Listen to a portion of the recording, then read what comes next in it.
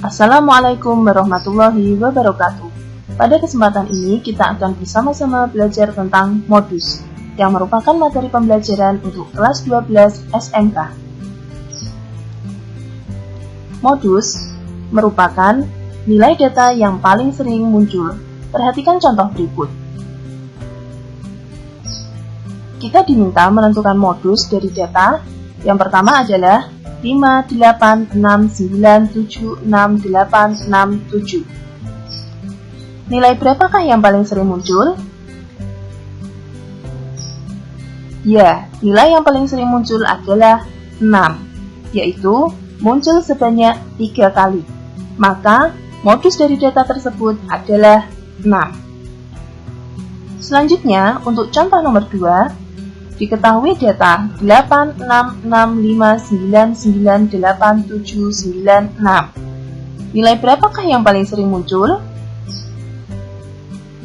Ya, terdapat 2 nilai yang sering muncul, yaitu 6 dan 9.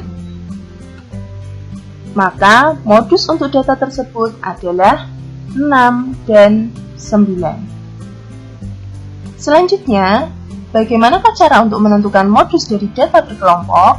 Modus dari data berkelompok dirumuskan sebagai modus sama dengan tepi bawah ditambah panjang interval dikali D1 dibagi D1 ditambah D2, di mana D1 dan D2 merupakan selisih antara frekuensi kelas modus dengan frekuensi kelas sebelum dan setelahnya.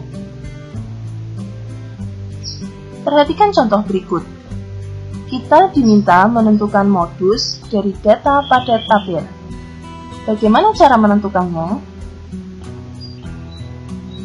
Ingat, modus adalah nilai yang paling sering muncul.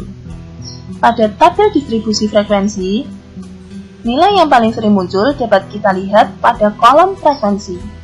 Nilai yang paling sering muncul ditandai dengan jumlah frekuensi terbesar. Pada tabel di atas, nilai frekuensi terbesar terdapat pada kelas interval ketiga. Maka, kelas modusnya berada pada kelas interval ketiga. Modus sama dengan tepi bawah ditambah panjang interval kali D1 dibagi D1 tambah D2. Sama dengan, masih ingat ya cara menentukan tepi bawah? Kita ambil nilai terendah atau batas bawah kelas interval yaitu 81 dikurangi 0,5. Maka tepi bawahnya adalah 80,5.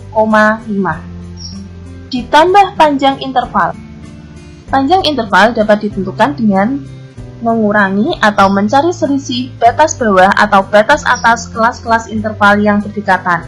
Sebagai contoh, kita cari selisih batas bawah pada kelas interval pertama dan kedua. Maka panjang interval sama dengan 76 dikurangi 71 sama dengan 5. Selanjutnya, nilai D1 merupakan selisih antara frekuensi kelas modus dengan frekuensi kelas sebelumnya. Maka, D1 sama dengan 10 dikurangi 7, hasilnya adalah 3. Sedangkan nilai D2 adalah selisih antara frekuensi pada kelas modus dengan frekuensi setelahnya. Maka nilai D2 sama dengan 10 dikurangi 8, hasilnya adalah 2. Sehingga nilai modusnya sama dengan 80,5 ditambah 5 kali 3 dibagi 3 tambah 2. Sama dengan 80,5 ditambah 5 kali 3 per 5. Sama dengan 80,5 ditambah 5 kali 3 adalah 15 per 5. Sama dengan 80,5 ditambah 15 dibagi 5 hasilnya 3. 80,5 ditambah 3 maka nilai modus pada tabel adalah 83,5. Nah, bagaimana? Mudah bukan cara menentukannya? Jadi ingat, kelas modus berada pada kelas dengan frekuensi yang nilainya paling besar. Baiklah, demikian pembahasan untuk kesempatan hari ini. Terima kasih, sampai jumpa pada pembahasan-pembahasan berikutnya. Wassalamualaikum warahmatullahi wabarakatuh.